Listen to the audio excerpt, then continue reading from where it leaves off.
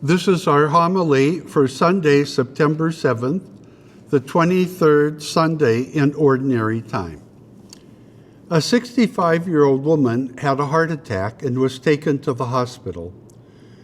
While on the operating table, she had a near-death experience. Seeing God, she asked, "Is my time up?" God said, "Oh no, you have another 33 years, 2 months, and 8 days to live." Upon recovery, the woman decided to stay in the hospital and have a facelift, liposuction, breast implants, and a tummy tuck. She even had someone come in and change her hair color and brighten her teeth.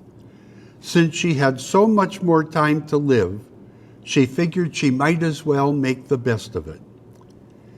After her last operation, she was released from the hospital.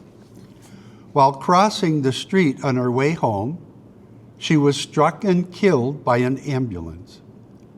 Arriving in front of God, she demanded, "I thought you said I had another 33 years. Why didn't you pull me out from in front of that ambulance?" "Oh my goodness," God replied, "I simply didn't recognize you." Our readings this week talk about the cost of being a disciple of Jesus.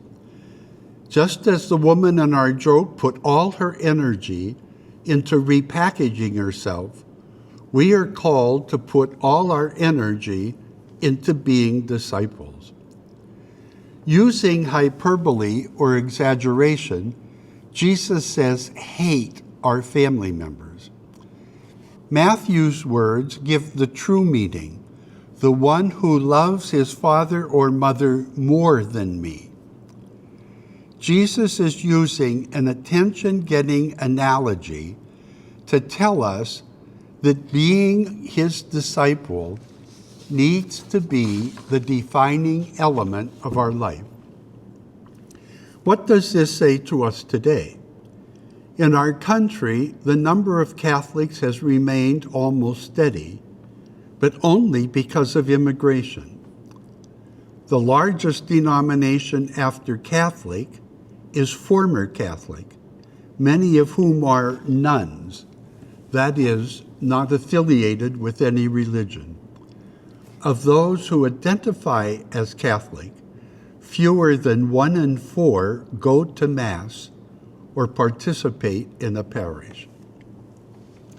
At Pius, on paper, we have 400 families, but on an average weekend, about 300 people attend Mass. Where are the others? Many get busy, have other priorities, let it slide. Some might have stopped coming when our school moved, or because of other problems that we had. Be that as there may, there are many who are not coming, and we are less of a community because we do not have their presence and talents. Sometimes people miss for a while because of some problem, and no one says anything to them, so they think it doesn't matter. Why is coming to the community important? Maybe this story will help us understand. A member of a certain church who previously had been attending services regularly suddenly stopped going. After a few weeks, the preacher decided to visit him. It was a chilly evening. The preacher found the man at home alone, sitting before a blazing fire. Guessing the reason for the preacher's visit, the man welcomed him, led him to a comfortable chair near the fireplace, and waited. The preacher made himself at home, but said nothing. In the grave silence, he contemplated the dance of other flames around the burning logs. After some minutes, the preacher took the fire thongs, carefully picked up a brightly burning ember, and placed it to one side of the hearth, all alone, and then he sat back in his chair, silent. The host watched all this. As the one lone ember flame flickered and diminished, there was a momentary glow, and then its fire was no more. Soon it was cold and dead. The preacher glanced at his watch and realized it was time for him to leave. He slowly stood up, picked up the cold, dead ember, and placed it back in the middle of the fire. Immediately began to glow once more with the light and warmth of the burning coals around it. As the preacher reached the door to leave, his host said, "Thank you very much for your visit. I shall be back in church on Sunday."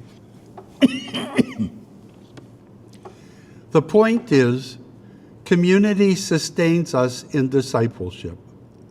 Without the community, we burn out. I return to our readings that call us out of our comfort zone to help spread the good news. There are two things each individual can do. First, each individual in this community can reach out to others, tell them we miss them, tell them the good things that are happening at Pius, and invite them back. This is not pressure. This is saying we miss them and invite them back. Second, there are many things that need to be done to keep our ministries and outreach going. Each person can volunteer to do something to make our community vibrant and attractive. When people say a community alive with faith, a community making a difference in the world around them, they are attracted. Remember what we heard in the Acts of the Apostles. See how they love one another. If each parishioner would do these two things to their ability, what a vibrant community we would have, bringing Jesus to our world around us. As we come together to celebrate our community, let us pray that our zeal for the mission and the kingdom may continually grow. God bless.